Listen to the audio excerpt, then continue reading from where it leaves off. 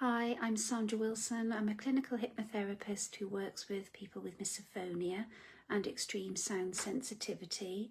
So today's video is, why do everyday sounds, certain sounds, trigger such intense reactions in people that experience misophonia?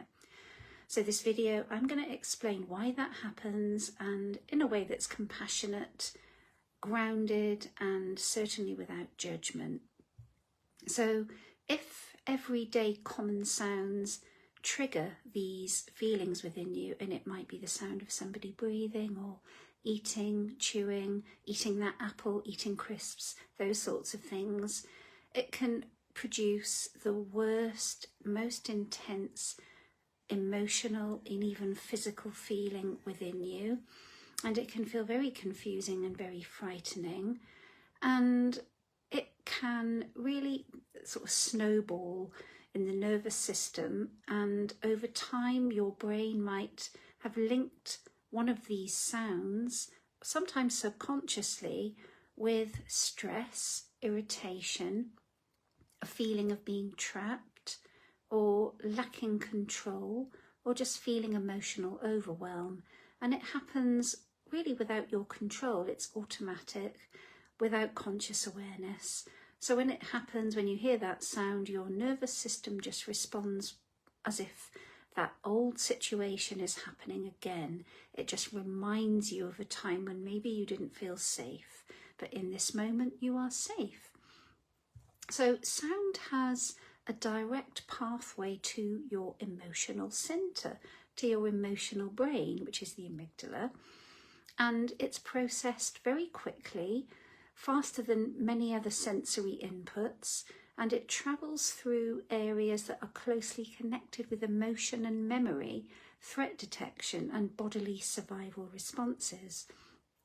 So that means that certain sounds can bypass rational thinking and go straight into your body, which is why the reactions often feel physical, instant, rather than thought-based, if that makes sense. So many trigger sounds share some features, so predictability and meaning. So they're often repetitive, unpredictable, so you can't control when they're going to happen. They're inescapable, and they are made by other people. So a sound that you hear in repetition, that often, if it's made by other people, you have no control over it. So these factors can unconsciously signal that loss of control to the nervous system, which it does not like. And for someone that already feels very overloaded or on edge, it can be enough to tip your nervous system into that fight or flight response. And it feels very extreme. So when your nervous system perceives the threat, it doesn't aim for proportion. It doesn't aim to look at a situation and say, oh yes, that's okay. It aims to protect you. So these reactions will include intense rage, panic, the urgency to escape. Disgust is a very common one, emotional flooding, and physical tension and agitation. So your immediate response is going to be to get out of there quickly, or you might just perhaps explode at somebody, if especially it's somebody that you feel comfortable with. They are protective responses. They are not character flaws. And people often try to push through this response or tell themselves to calm down. Well, I'm sure you would have noticed that that often doesn't work, and your reactions are not something you choose. They're created by a nervous system that has learned these patterns. So effort alone often will not work. And it can increase the level of shame and self-criticism because you beat yourself up. And a more helpful way to understand the triggers, rather than asking, why does this sound make me so angry, a more useful question to ask yourself would be, why does my nervous system react in this way, and what does it think the sound represents?